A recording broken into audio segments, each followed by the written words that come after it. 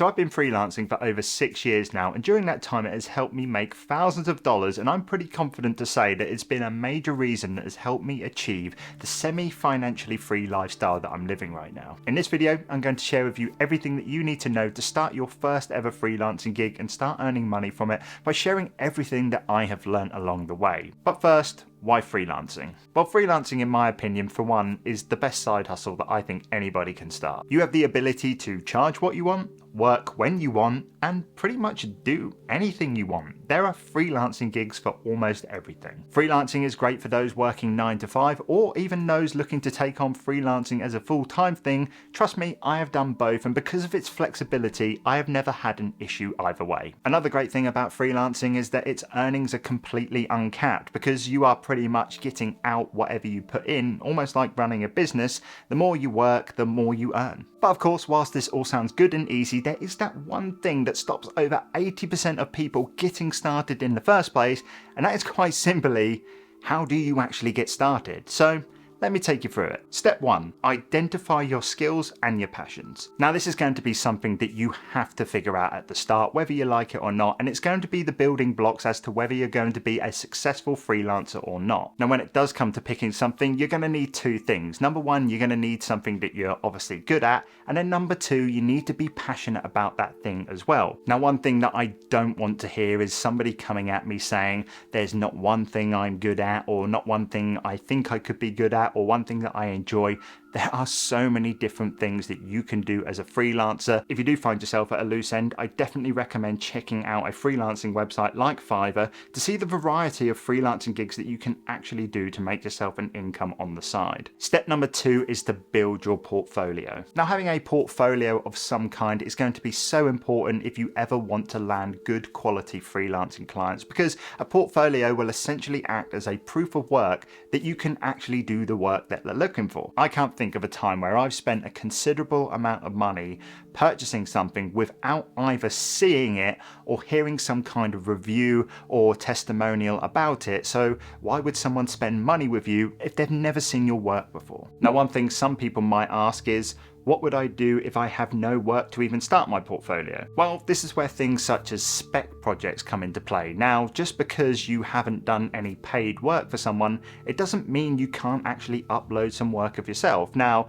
one thing that I did when I was starting to try and get website clients was I would do spec websites of different brands. Now, I think I remember doing one for Coca-Cola because I love Coca-Cola. I also did my own personal website, which could act as my portfolio, of course. And I also designed like a fake mock-up e-commerce website as well. These weren't live websites apart from my personal one, of course, but I could use them to demonstrate the quality of work that I could actually produce, and it's so much better approaching them with that than nothing. Now when it comes to designing your portfolio, this is something that is extremely important as well. You really want to make sure that your portfolio looks professional, clean, and it needs to be laid out well. Now if you're like me and you're not a graphic designer, this might actually be something that's quite hard to do, so I definitely recommend checking out a free website like Canva and grabbing one of their free templates. Now once you've got your portfolio in place, the next thing you need to do is get your prices and your offerings locked in, and there's going to be a couple of factors that you need to consider. Firstly, you're going to need to work out if you're going to be an hourly based freelancer or are you going to be a project based one. From my own personal experience, I think you should definitely try and go for the hourly rate. The only reason I say this is because I've taken on project based work before where I've charged a quote up front and I've definitely gone way over than what I've actually estimated, and I haven't been able to charge any more money because obviously I gave them that quote at the start. With hourly, what you can do is you can give them a rough estimate in terms of how long you think it will take, and then of course with your contract you can say to the client that if you do go over the estimated hours of work, then you have the ability to charge them more money, or maybe even on the flip side you can actually charge them less money if it takes you less time, and you'll be able to save them some money along the way as well. It works both ways. Now if you're not too sure on what to charge in terms of your hourly rate depending on what you're going to be doing, then you're definitely going to want to go ahead and research this on Google and stuff like that. I would definitely avoid websites like Fiverr because they are pretty much races to the bottom in terms of their price pricing, and a lot of people on Fiverr are people that live in countries that require a lot lower of a salary to be able to live, and it's just not a true justification on how much you should actually charge. Now, once you've got your pricing set up, you are almost there to get started, but before you do take on your first client, I definitely recommend getting some kind of system in place where you can manage your income, your expenses, and your taxes. What I personally do with my account is I have a separate pot that is completely dedicated to taxes, and I have an automatic rule that any income that comes into my freelancing account, 20% of that gets put aside into a tax pot, which I'm confident enough to trust will cover me at any time. Step 4 is marketing. Basically, I think there are 3 main ways that you can actually gain new clients for your freelancing business, and that is number 1, freelancing websites like Fiverr and Upwork.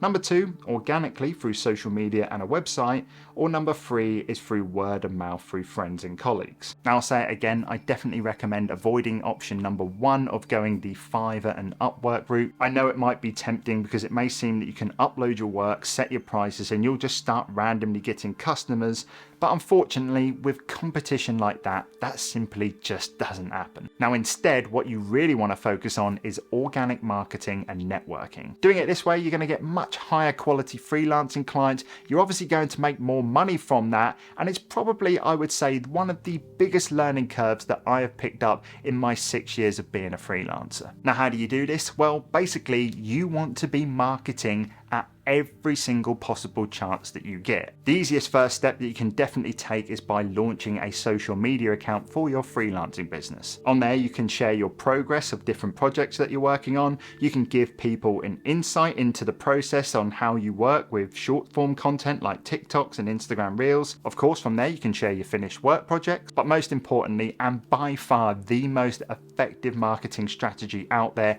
is by sharing your client reviews and your case studies. And the way you do it is by basically getting every single freelancing client that you work with to write you some kind of review, good or bad. Remember, if it's a bad review, you don't have to share it, but if it's a good one, you need to be shouting at it at every cost. Now, one thing that I do sometimes with my freelancing clients, and it all depends on the client of course, is if there's somebody that doesn't mind getting on video, drop them a little bit of a cheeky offer that if they were to do you a video review instead of a written one, because anybody can go on and write a written review, whereas a video one is so much more real, then you can give them like a discount off their next package or something like that, because video reviews at the end of the day are so much higher converting than any other kind of review, because like I said, it's just transparent and real. Now, if you are worried about somebody leaving a negative review or saying bad things about your services, there's actually a way where you can guarantee this never happens, and that is by simply delivering high quality work. And if we go all the way back to step number 1 here, this should pretty much be a given if you are passionate about what you're doing. Delivering high quality pieces of work to your clients will not only keep them coming back,